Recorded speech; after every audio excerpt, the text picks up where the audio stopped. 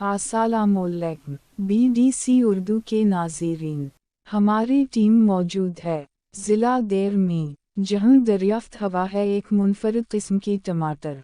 चलते हैं अपने नुमाइंदे जॉनसन की तरफ। जी जॉनसन आगाह करे। शुक्रिया नेरिश। इस वक्त में मौजूद हो लोयर देर के एक गांव सियाह में, जहां पर मकामी लोगों ने एक अलग किस्म टमाटर की तजर्बाती काश्त शुरू की है, जिसका बॉटनिकल नाम टरमालो है।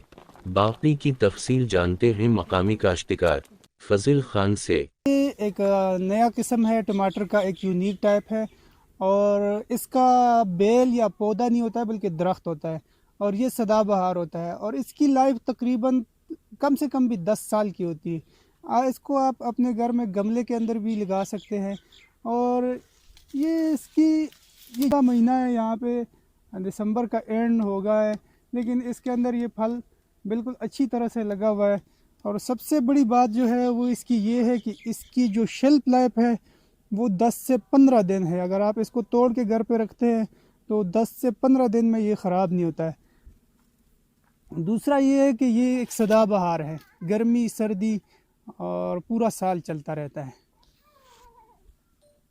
रिपोर्ट आपने सुनी। हमारी टीम एक्सप्लोर कर रही है पाकिस्तान के दूर दराज शादाब वादियों को।